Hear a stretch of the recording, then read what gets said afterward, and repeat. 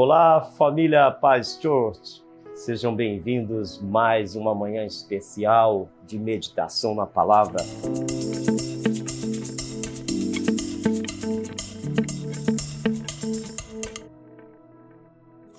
Eu tenho o privilégio hoje de estar junto com você aqui para repartirmos esse texto de Josué, capítulo 9 e 10. É uma história muito linda onde ele vai estar mostrando o poder da aliança. Nesse momento, eles já são muito vitoriosos e no capítulo 9, o povo está temeroso, inimigos, adversário, e diz assim: sucedeu que ouvindo isto, versículo 1 do capítulo 9, todos os reis que estavam daquém do Jordão, nas montanhas, nas campinas e em toda a costa do mar, de fronte do Líbano, os heteus, os amoreus, enfim, todos esses camaradas tiveram tanto medo e queriam juntar-se para pelejar. Só que os gibeonitas, eles tiveram uma estratégia. Eles disseram: é melhor nós nos aliançarmos com ele, e bolaram um plano aí. Eles eram vizinhos dele, né? Puseram aí roupas antigas, roupas envelhecidas, odres de vinho já rotos, e saíram para fazer essa aliança e conseguiram, por incrível que pareça, dilubriar Josué. Foi aquele chamado minuto de leseira, né? E quando eles fazem essa aliança, por que eles vão por esse caminho? Porque eles sabiam o poder da aliança. Eles sabiam que uma vez, mesmo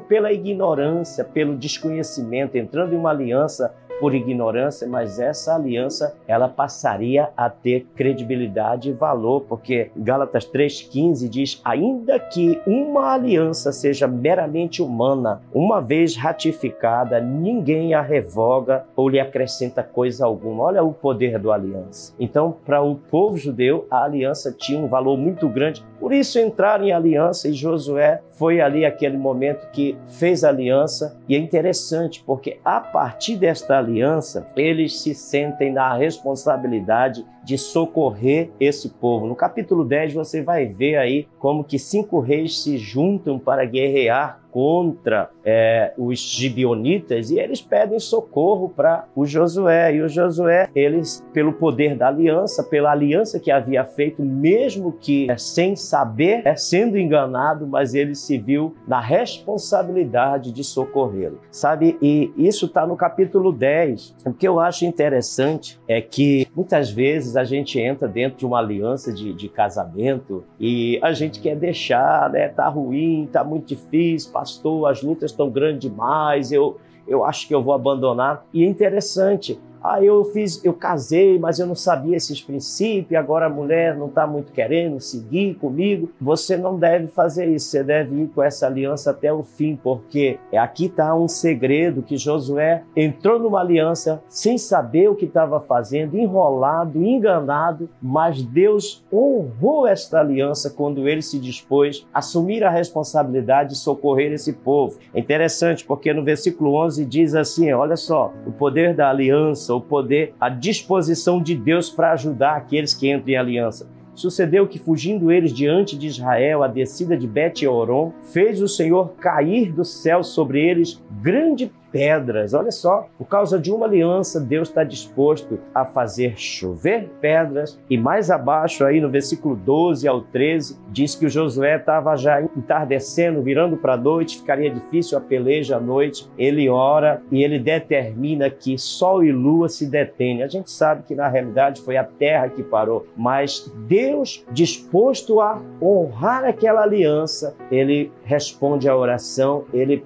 para ali o tempo para que Josué pudesse obter a vitória. Essa história é muito, muito linda. Jó, capítulo 25, que é aí parte da sua leitura também, você já viu que essa história de Jó é um diálogo, o sofrimento dele. 3 amigos juntam ali para dar conselhos. E aqui no capítulo 25 é Bildade, né, que retorna com um discurso muito duro, aquele discurso central, onde ele está trazendo para Jó 2 coisas, né? Ele está colocando, pontuando. Quando eu estava meditando sobre isso, eu pude distinguir isso. Ele está dizendo, ou Deus ou Jó errou. Mas como a gente sabe que Deus não erra, Deus não falha, por causa da soberania dele, aí então o que Bildade faz? Ele começa a descrever sobre a soberania de Deus para Jó, como se Jó não soubesse da soberania, né? Olha só o que diz. Então respondeu Bildade, versículo 1, o Suíta: a Deus pertence o domínio e o poder. Ele faz reinar a paz nas alturas celestes. Acaso tem número os seus exércitos? E está falando da soberania. E é interessante, ele chama Jó para ouvir isso, né? Ele diz: como, pois, seria justo o homem perante Deus e como seria puro aquele que nasce de mulher? Eis que até a lua não tem brilho e as estrelas não são puras aos olhos dele. Ele está dizendo: Jó, se coloque no seu lugar. Admita, reconheça, você errou, você falhou. Ele não sabe toda a história, ele não tem conhecimento do secreto, daquilo que Deus pronunciou para Jó. Às vezes nós falhamos por isso. Interessante, né? Aqui em Atos capítulo 10, versículo 34 ao 48, é aquela clássica história de Pedro, quando ele está fazendo algumas viagens, ele para então em uma casa de um anfitrião que está preparando ali uma refeição e sobe para o teto para orar um pouco. Ele tem uma visão onde ele vê vários tipos de comidas, né, descendo em um lençol enrolado, e a voz fala para ele: Pedro, mata e come. Ele, não entendendo muito aquilo, ele diz para Deus: eu nunca toquei nada impuro. Mal ele sabia que Deus estava conduzindo ele a levar o evangelho aos gentios. Esse camarada, que é o primeiro que vai aí ouvir a palavra, chama-se Cornélio. Interessante que num dado momento que ele chega, ele começa a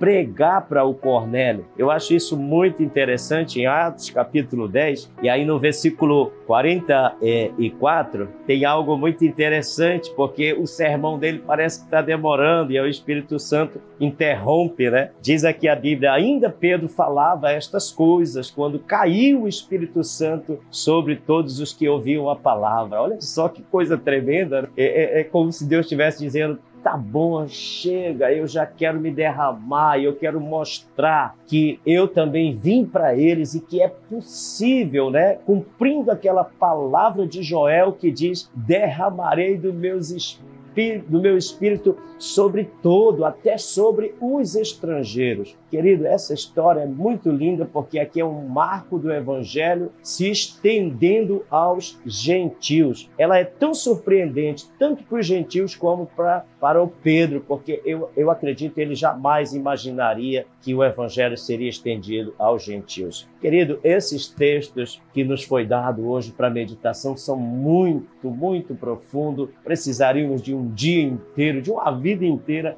para discorrermos sobre ele, porque são muito ricos. Mas eu quero aqui te agradecer por estar junto conosco, quero te encorajar a curtir esse vídeo, direcionar ele aí para o máximo dos seus amigos, para que esta palavra possa alcançar o coração de muitos perdidos que ainda precisam da salvação. Deus abençoe, ama a sua vida, estamos juntos, até a próxima, fica na paz.